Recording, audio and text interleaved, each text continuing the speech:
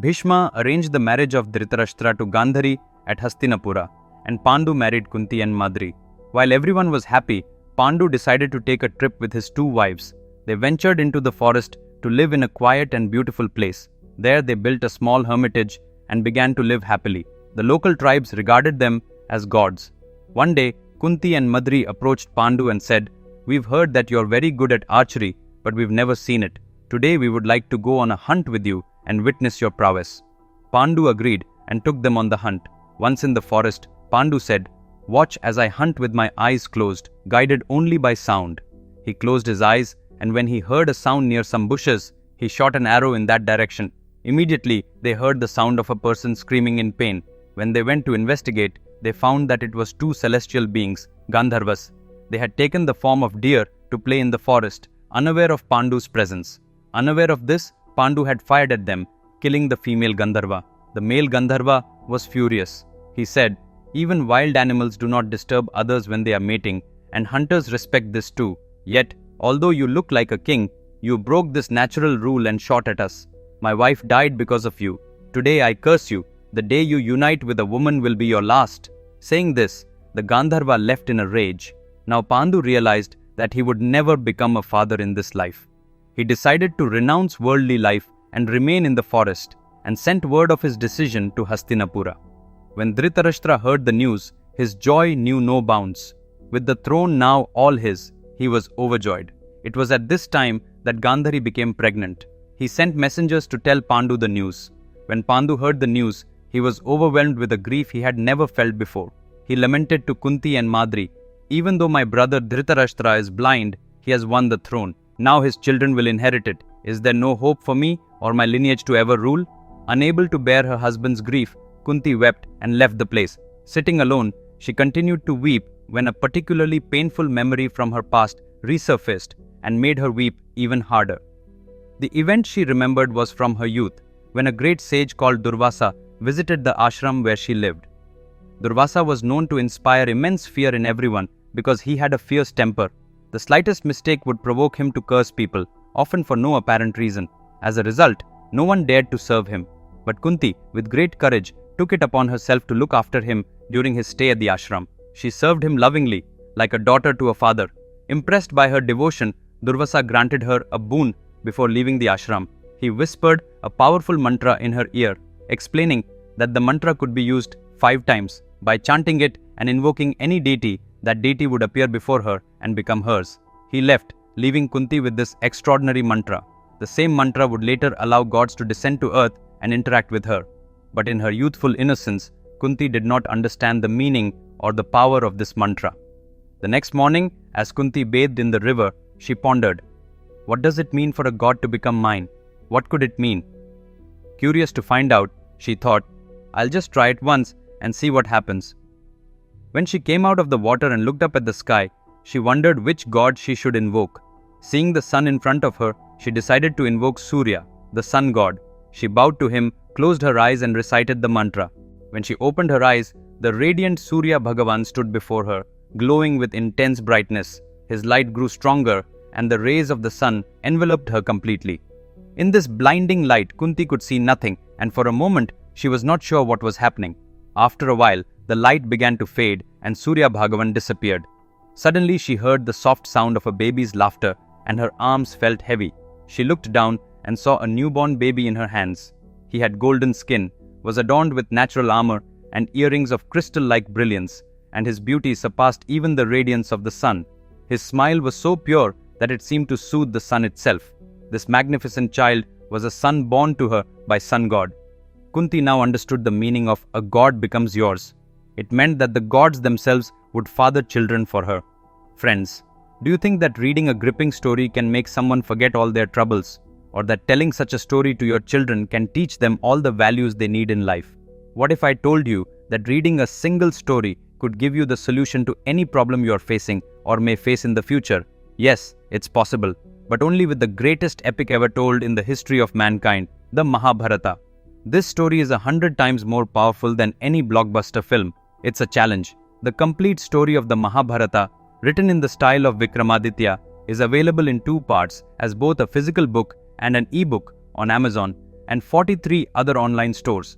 The book is available in 54 languages worldwide. I've included the links in the description below. Order it now because it's not just a book, it's a library of wisdom for your life. After seeing the baby smile, Kunti thought to herself, there will never be a more wonderful or joyful day in my life than this. She was filled with joy, knowing that this was her own child.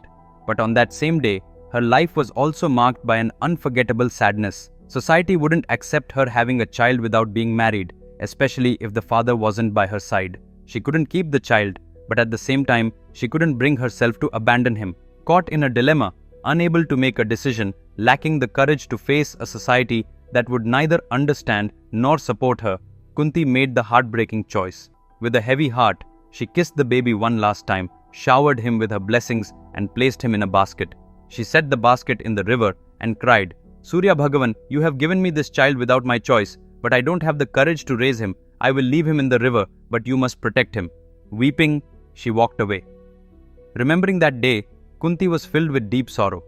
The story of Kunti and Karna teaches us many life lessons. One of the most important lessons is the fear that society instills in people, especially women, who have children out of wedlock. This fear of being shamed by society drives some to abandon their children in rubbish bins, on temple steps, or at the gates of orphanages. Even children carefully raised by their parents sometimes go astray. So imagine the plight of children left without guidance and growing up as orphans. Many of these abandoned children, struggling with hunger and survival, turn to theft and crime, becoming delinquents and criminals because there is no one to teach them right from wrong. Children born out of wedlock often face a ruined future, which in turn damages society. For this reason, the system in India adheres strongly to the principle that sex before marriage is wrong. Society imposes this rule to protect both the individual and the community as a whole. Karna, who was destined to be king, became an orphan and was treated as an outcast by society. Despite his immense strength, bravery and righteousness, his life was ruined because he lacked proper guidance.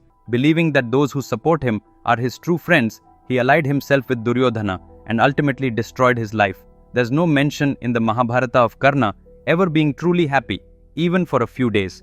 It is to prevent mothers and sons from suffering like Kunti and Karna that people say sex before marriage is wrong. In those days, there were no contraceptive methods or pills, so premarital sex was considered a big problem. I'm not saying that premarital sex isn't wrong, but for the sake of a better society, it's not desirable.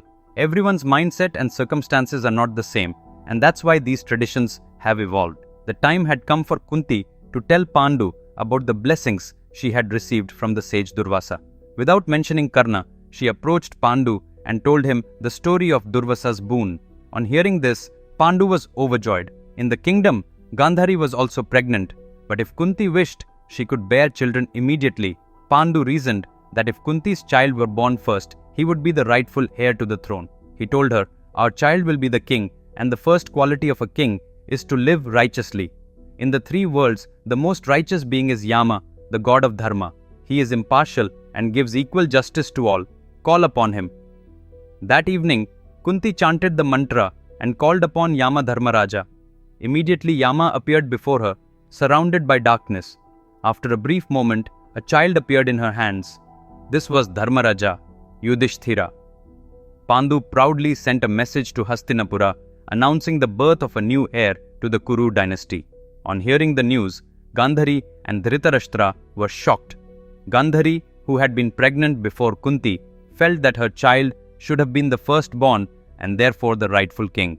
Overcome with frustration, she pushed hard on her womb and went into premature labor. But instead of giving birth to a child, she gave birth to a solid mass of flesh. Shocked, Satyavati sent a message to Vyasa. When Vyasa arrived and washed the lump of flesh with Ganga water, it broke into 101 pieces. Vyasa prepared 101 pots and placed each piece in a pot and said to Gandhari, Mother, if your delivery had gone properly, you would have given birth to a son as strong as 100 men put together. But now that strength has been divided into 101 parts, and from these pots, 101 children will be born. With that he left. On the third day, the sky suddenly darkened with clouds and a thunderous storm broke out. The sea roared with huge waves, birds flew from their nests in fear, and jackals howled menacingly. The storm was so violent that it seemed as if a catastrophe was imminent. Darkness engulfed the kingdom, and the people feared that some great disaster was about to befall them. In the midst of the chaos, one of the pots broke open and the cry of a newborn child was heard. This child was Duryodhana, who would later become the main villain in the greatest epic of all time, the Mahabharata. Friends, the next episode will take the content to a whole new level. Don't miss it. We'll be back at the same time next Saturday. If you haven't already done so, order the Mahabharata book I wrote. The links are in the description below. And if you haven't subscribed to my channel yet, do so immediately. Until then, take care. Bye.